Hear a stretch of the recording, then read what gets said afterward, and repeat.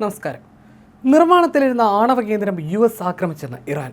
കുസ്ദാൻ പ്രവിശ്യയിലെ ഡാർഗോവിൻ ആണവ നിലയമാണ് ആക്രമിച്ചത്. പ്രാദേശിക മാധ്യമങ്ങളാണ് ആക്രമണ വിവരം അറിയിച്ചത്.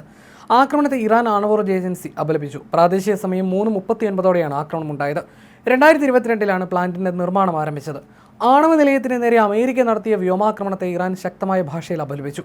സിവിലിയൻ ആവശ്യങ്ങൾക്കായി നിർമ്മിക്കുന്ന പ്ലാന്റിന് നേരെയുള്ള ആക്രമണം അന്താരാഷ്ട്ര നിയമങ്ങളുടെ നഗ്നമായ ലംഘനമാണെന്ന് ടെഹ്റാൻ കുറ്റപ്പെടുത്തി. തുടർച്ചയായ US-ഇസ്രായേൽ ആക്രമണങ്ങളെ തുടർന്ന് ഇറാന്റെ ആഭ്യന്തര ഊർജ്ജ മേഖല പൂർണ്ണമായും പ്രതിസന്ധിയിലായതായിട്ടാണ് റിപ്പോർട്ടുകൾ. എണ്ണ ശുദ്ധീകരണശാലകൾക്കും പവർ ഗ്രിഡുകൾക്ക് നേരെ കഴിഞ്ഞ ദിവസങ്ങളിൽ നടന്ന വ്യോമാക്രമണങ്ങൾ മൂലം ഇറാനിലെ പല പ്രമുഖ നഗരങ്ങളിലും കടുത്ത അന്ധകാരമാണ്. അതിനിടെ ഇറാന്റെ ഏറ്റവും പ്രധാനപ്പെട്ട ബുഷർ ആണവ വൈദ്യുതി നിലയത്തിന് നേരെ നടന്ന വ്യോമാക്രമണത്തിൽ കനത്ത നാശനഷ്ടമുണ്ടായതായി വ്യക്തമാക്കുന്ന ഉപഗ്രഹ ചിത്രങ്ങൾ പുറത്തുവന്നു. പ്ലാന്റിന്റെ പ്രധാന കെട്ടിടങ്ങൾക്കും അനുബന്ധ അടിസ്ഥാന സൗകര്യങ്ങൾക്കും ഗുരുതരമായ തകരാറുകൾ സംഭവിച്ചതായി സ്വകാര്യ ഉപഗ്രഹ ഏജൻസികൾ പുറത്തുവിട്ട ചിത്രങ്ങൾ വിശകലനം ചെയ്തുകൊണ്ട് മാധ്യമങ്ങൾ റിപ്പോർട്ട് ചെയ്തു. റിയാക്ടർ കോംപ്ലക്സിന് തൊട്ടടുത്തുള്ള 2 പ്രധാന കെട്ടിടങ്ങളുടെ മേൽക്കൂരകൾ പൂർണ്ണമായും തകർന്ന നിലയിലാണ് ചിത്രങ്ങളിലുള്ളത്. എന്നാൽ ആക്രമണത്തിൽ ആണവ വികിരണങ്ങൾ ഉണ്ടായതായി ഇതുവരെ റിപ്പോർട്ടുകളില്ല. ആക്രമണത്തെ തുടർന്ന് ഇറാന്റെ ആഭ്യന്തര ഊർജ്ജ മേഖലയിലെ പ്രതിസന്ധി കൂടുതൽ രൂക്ഷമായിരിക്കുകയാണ്.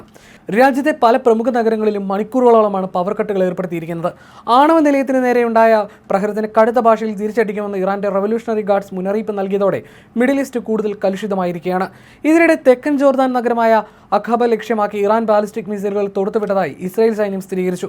അതിർത്തി നഗരമായ അഖാബയ്ക്ക് നേരെയുണ്ടായ ആക്രമണം തൊട്ടടുത്തുള്ള ഇസ്രായേൽ അതിർത്തികളിലേക്ക് വ്യാപിക്കാൻ സാധ്യതയുണ്ടെന്ന് ഇസ്രായേൽ പ്രതിരോധ സേന മുന്നറിയിപ്പ് നൽകി. അഖാബയ്ക്ക് നേരെ വന്ന മിസൈലുകൾ US, ജോർദാൻ സേനകൾ സംയുക്തമായി വെടിവെച്ചിട്ടതായിട്ടാണ് റിപ്പോർട്ടുകൾ.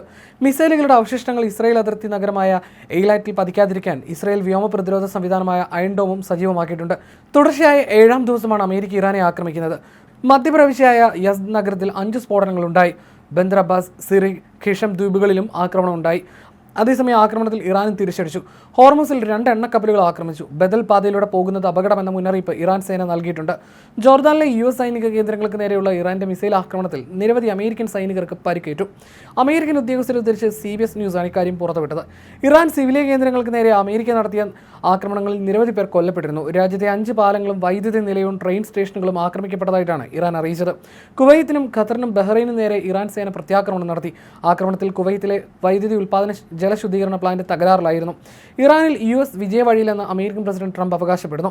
ഇതിനിടെ ജോർദാനിൽ വെള്ളിയാഴ്ച ഇറാൻ നടത്തിയ ബാലിസ്റ്റിക് മിസൈൽ ഡ്രോൺ ആക്രമണങ്ങളിലാണ് 2 അമേരിക്കൻ സൈനികർ കൊല്ലപ്പെട്ടത്. ആക്രമണത്തിൽ ഒരു സൈനികനെ കാണാതായതായും US സെൻട്രൽ കമാൻഡ് ശനിയാഴ്ച പുറത്തിട്ട പ്രസ്താവനയിൽ സ്ഥിരീകരിച്ചു. യുദ്ധം ആരംഭിച്ച ശേഷം ഇതുവരെ കൊല്ലപ്പെട്ട US സൈനികരുടെ എണ്ണം 16 ഉയർന്നു. 430-ലധികം സൈനികർക്ക് പരിക്കേറ്റിട്ടുണ്ട്. വെള്ളിയാഴ്ച ജോർദാനിലെ US താവളങ്ങൾക്ക് നേരെ ഇറാൻ തൊടുത്തുവിട്ട മിസൈലുകളെ പ്രതിരോധിക്കുന്നതിനിടയിലാണ് സൈനികർ കൊല്ലപ്പെട്ടതെന്ന് പെന്റഗൺ വ്യക്തമാക്കി. പരിക്കേറ്റ 4 അമേരിക്കൻ സൈനികരെ ജോർദാനിലെ ആശുപത്രികളിൽ പ്രവേശിപ്പിച്ചെങ്കിലും പ്രാഥമിക ചികിത്സയ്ക്ക് ശേഷം ഇവർ ഡിസ്ചാർജ് ചെയ്യപ്പെട്ടു. നിസ്സാര പരിക്കേറ്റ മറ്റ് സൈനികർ ഇതിനകം തന്നെ ജോലിയിൽ തിരിച്ചെത്തിയിട്ടുണ്ട്. കൊല്ലപ്പെട്ട സൈനികരുടെ വിവരങ്ങൾ ബന്ധുക്കളെ ഔദ്യോഗികമായി അറിയിച്ചതിന് ശേഷം മാത്രമേ പുറത്തുവിടുകയുള്ളൂ എന്നും സെൻട്രൽ കമാൻഡ് വ്യക്തമാക്കി.